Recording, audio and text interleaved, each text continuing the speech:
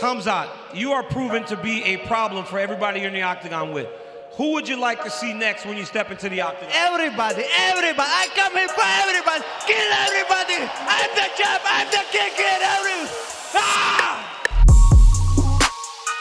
Khamzat Chimaev, secret to his domination. Hello everybody and welcome back to Athlete Central. Today we're going to talk about one of the most breakout stars of the COVID era, the undefeated welterweight that's garnered more hype and attention than anyone in recent history. Khamzat Chimaev, from virtually unknown to fighting against number 2 welterweight contender Gilbert Burns at UFC 273 in a year and a half.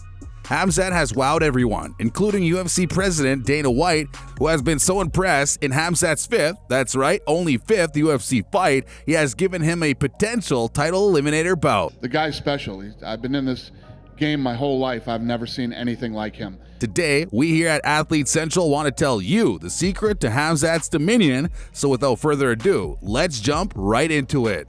Number 4. Finishing ability. Khamzat entered the UFC with an amazing record of 6-0, with all of them being finishes. 4 knockouts and 2 submissions to be exact. He faced Welsh striker John Phillips on his UFC debut, introducing his opponent, fighting out of the red corner, a striker, replacing Dusko Todorovic on very short notice. Chimaev was an unknown fighter at the time, but the dedicated MMA fan wouldn't even know who he is. So it came as a shock to a lot of people that he was a minus 500 favorite. He displayed his brilliant finishing ability though after out-wrestling Phillips in an extraordinary fashion. Khamzat absolutely smothered him from bell to bell, absorbing only one significant strike. Chimaev's finishing shone through after he secured a Bravo choke at the start of the second round to finish the fight.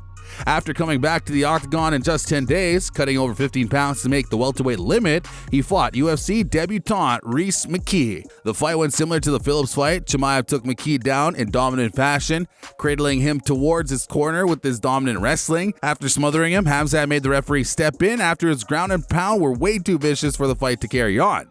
It's another win for Khamzat Chimaev. He is a wrecking ball. Not only did Khamzat finish again, but he didn't absorb a single strike doing so, breaking the record for the quickest back-to-back wins in the organization's history. His next fight was in the middleweight division against grappling wizard Gerald Meerschaert. Chimaev showed his stand-up power in this fight, as he knew Gerald was dangerous on the ground and went out and landed a bomb of a right hand, knocking Meerschaert cold and showing how well-rounded he is.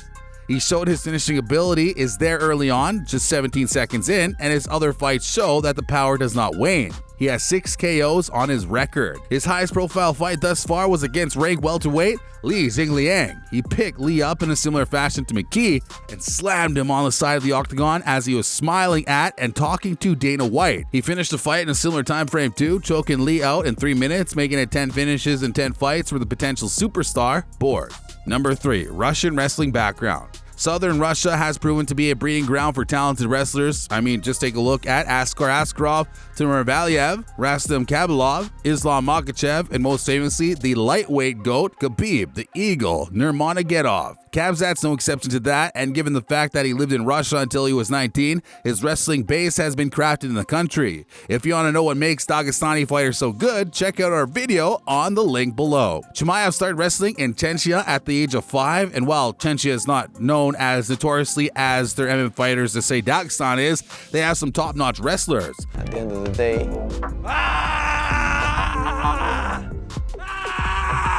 we all do this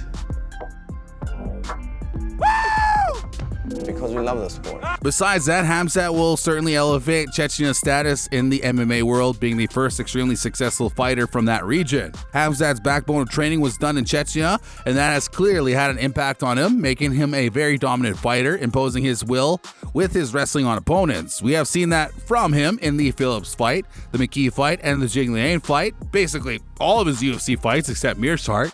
Khamzat actually won a bronze medal at the Russian National Championships in wrestling at the junior level, which is a pretty big accomplishment considering the country's prominence for wrestlers. He's had that knack from an early age and continued to use it, which again is what made him into such a dominant fighter. Another feature that Russian fighters usually possess is combat sambo, and Chimaev is no different. Sambo incorporates a lot of the elements of mixed martial arts, setting up athletes in the sport for a future in MMA. Chimaev held a record of 4-0 in combat sambo, gathering valuable experience in a different sport that would help him assert his dominance in the MMA field. Chimaev also trained in judo during his time at Russia, a martial art that might not seem as useful, but superstars like Khabib Nurmagomedov, and in particular former UFC bantamweight champion and pay-per-view star Ronda Rousey, have proven that it's still a very useful skill. Chimaev competed in judo tournaments in both Russia and later on in Sweden, in case you didn't know. Number 2, training in Sweden and Thailand. Speaking of Sweden, Chimaev continued his wrestling exploits after he moved to the country as a 19-year-old. His dominant grappling earned him an incredible 12-0 wrestling record before his transition into mixed martial arts. His pedigree from Russia was enough to win him the gold medal at the Swedish Freestyle National Championship 3 years in a row. Blending the wrestling technique from Russia with his gyms from Sweden has definitely helped Boris develop a unique style that almost seems unstoppable. He joined a few wrestling gyms before settling down at the All-Star Training Center after deciding that mixed martial arts is his future. He trains at a gym alongside former UFC fighter Reza Madadi, UFC heavyweight Ilir Latifi, and most famously the man who pushed John Jones to the brink of defeat, Alexander Gustafsson. Good, your teammates, doing brothers, bro. Butting heads with fighters that have so much experience in the best organization in the world has undoubtedly helped Khamzat prepare for the next level of competition in the UFC, especially since they're in higher weight classes. Gustafsson actually touted Chimaev as the future world champion back in 2020 after his UFC debut, telling the media that the wrestler is his main sparring partner and pushes him to his limits every single day. Alexander definitely helped improve Khamzat's striking because he didn't really have a strong base in that department after transitioning from Russia. His striking has recently been developed even further. In January of this year, one of the best gyms in the world, which trains fighters from all around the world for their camps, Tiger Muay Thai, announced that Khamzat Chimaev had joined their gym. Wow, Tiger Muay Thai. The camp is packed with superstars like Valentina Shevchenko, Peter Yan, Alexander Volkanovski, Rafael Fiziev, Arman Sarukian, and Kai Kara-France, all of whom train at the gym throughout different periods of the year, not many permanently based there, much like Khamzat. Chimaev's affiliations are still with All-Star in Sweden, but mixing it up by training in Thailand is a major benefit for him, getting different looks from other world-class fighters. Chimaev has recently started friendship with UFC middleweight Darren Till. Darren Till, who traveled to Thailand to train with him. Till is renowned for striking and could definitely teach Khamzat a thing or two. Well, on the other hand, Chimaev could help him with his wrestling. But Khamzat is the real deal. Given the amount he trains, he helps Till pretty often. Khamzat apparently trains a whopping 5 times a day. That's absolutely insane, even for a professional.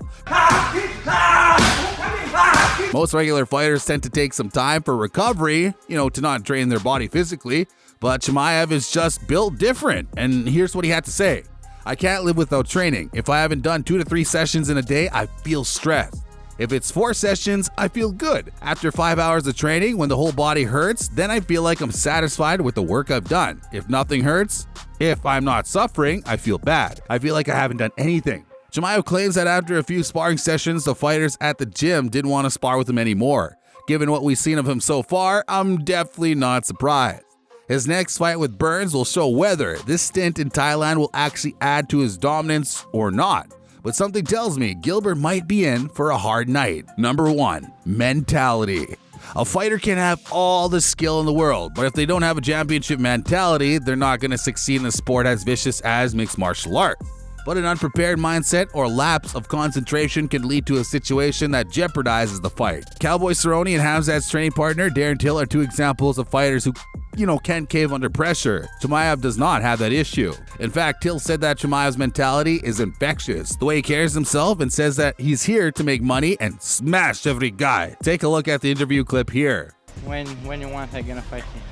I'm gonna be champion here, 77 kilo. Doesn't matter, give me one guy, I'm gonna smash him. His mentality is admirable considering the circumstances he was facing last year. Chimaev had a hard battle with health issues last year, and even though they seemed to be gone, when he returned to training, he would cough up blood.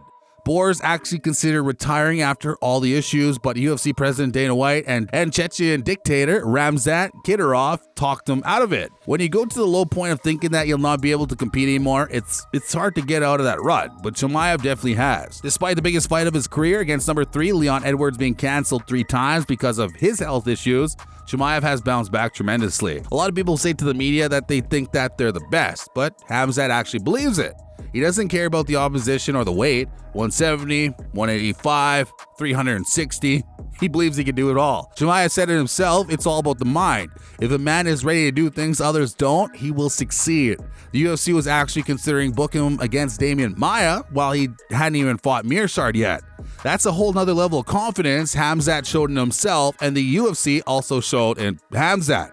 Khamzat also said outside the cage he respects everybody, but when the octagon slams shut, he respects no one. That has definitely shown in his performances, especially when he cradled McKee and Jing Liang so effortlessly, like keys. In the training room, he tries to adopt the same mentality. Till said that after sparring with Bors, he's left with his tail between his legs. A strong mentality is paramount when it comes to dominance, and Khamzat certainly has it. Thank you guys so much for watching today's video. Make sure to leave a like and subscribe to never miss an Athlete Central video. Comment what video you want us to make next. Until next time, stay safe.